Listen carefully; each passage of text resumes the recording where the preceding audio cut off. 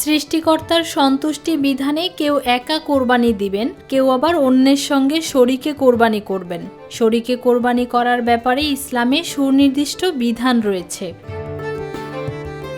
ছাগল, ভেড়া ও দুম্বা দ্বারা শুধু একজনই কোরবানি দিতে পারবে।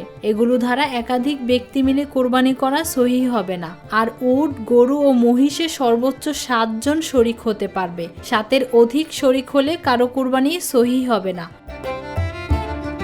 হযরত জাবের রাদিয়াল্লাহু তাআলা আনহু থেকে বর্ণিত, তিনি বলেন, আমরা রাসূলুল্লাহ সাল্লাল্লাহু আলাইহি ওয়াসাল্লামের সাথে হজ করেছিলাম। তখন আমরা 7 জন করে একটি উট এবং একটি গরুতে শরিক হয়ে কোরবানি করেছি।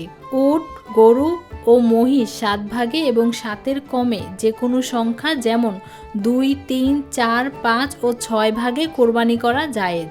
শরীকে কোরবানি করলে কারো অংশ 1/7 কম হতে পারবে না। এমন হলে কোনো শরীকেরই কোরবানি সহিহ হবে না।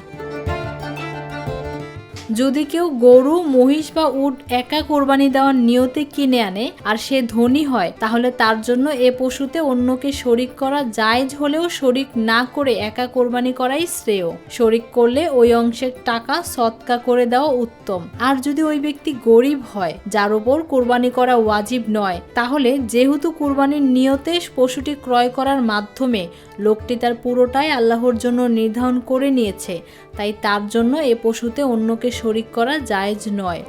যদি শরিক করে তবে ওই টাকা সদকা করে দেওয়া জরুরি। গরিব ব্যক্তি কোরবানির পশুতে কাউকে শরিক করতে চাইলে পশু ক্রয়ের সময় নিয়ত করে নিতে হবে। শরিকে কোরবানি করলে ওজন করে গোশত বন্টন করতে হবে, অনুমান করে ভাগ করা জায়েজ নেই।